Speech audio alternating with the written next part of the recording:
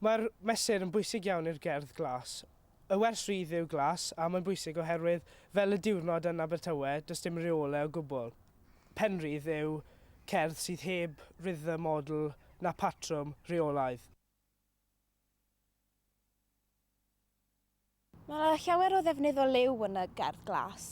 Mae y pensil coch, y gwylanod gwyn, y dyddiau glas, pan wrth sydyrnau'n glas a rhywun glas y bai, a phob un gyda ystyr gwahanol bob tro.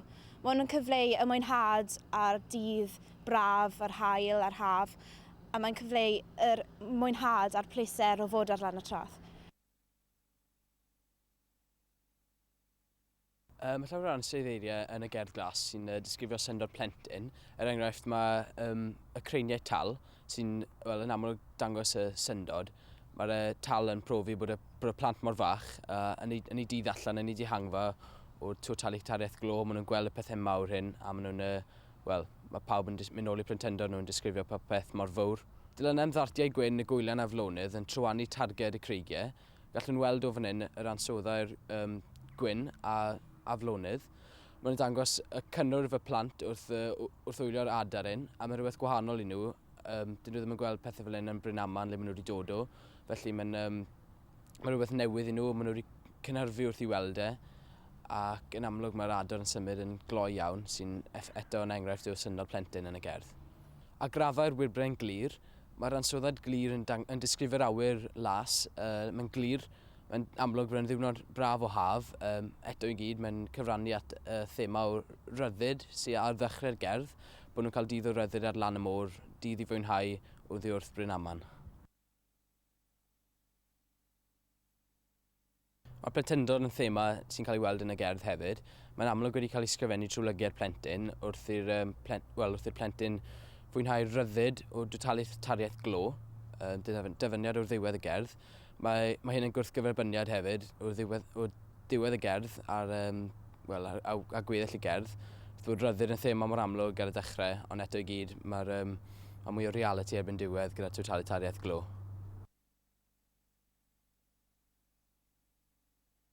Mae'n mwy nag un esiampl o bersonoli yn y gerdd yma. Enghraifft, yn yr ail llinell, mae sôn am y môr Abertawe yn rhowlio chwerthin. Personoli, pan mae'n rhoi nodweddau rhywbeth byw i wrthrych sydd ddim yn fyw. Enghraifft, dydy'r môr ddim wir yn chwerthin, ond mae'n cyd-fynd efo'r atmosffer a'r hapusrwydd pawb yn cael, ac mae'n cyfleu'r sŵn y geir hefyd. Hefyd, mae'n un arall lle mae'n sôn am y creinau sy'n crafu'r wybren neu'r awyr. Dydyn ddim wir yn crafu, ond o perspektif y plentyn, mae'n edrych yn fel sy'n wir yn crafu'r awyr.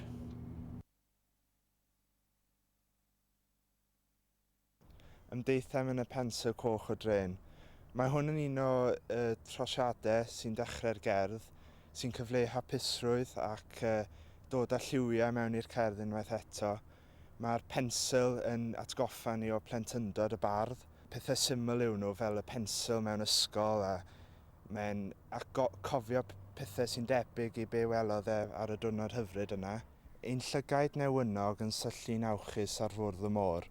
Mae hwn yn trosiad gan y bardd oherwydd mae'r bardd yn cyfleu y môr fel bwrdd i gyfleu ffain mor fflat yw a llonydd yw'r môr ar y diwrnod perffaith yma. Aninau'n ffoaduriaid un dydd brwd. Fan hyn mae'r bardd yn dangos mae ffoaduriaid ydy'r bobl yma sy'n dod i'r mwmbls. Maen nhw'n dianc o'r dyffryn di yma, dim ond am amser byr o fwynhad. A mae hwn yn effeithiol iawn achos mae'n dangos gwrthgyferbyniad rhwng y dechrau hyfryd lliwgar a nawr ar y diwedd mae'n hollol wahanol. Maen nhw'n defnyddio llawer o ferfau, enghraifft eisteddem, sbiem, dilynem. Mae hwn yn cyfleu y cymdeithas i gyd ar y traeth yn mwynhau y dydd o bleser gan bawb. Mae yna wrthgyferbyniad ar ddiwedd y gerdd gyda'r lliwiau ar dechrau'r gerdd. Pan maen nhw'n sôn am y dyffryn di a'r totalitariaeth glo, mae hwn yn pwysleisio y gaethiwed sydd gyda nhw gyda'r glo, ac mae'n pwysleisio y rhyddid o'r un dydd o wyliau maen nhw'n cael ar lan y môr.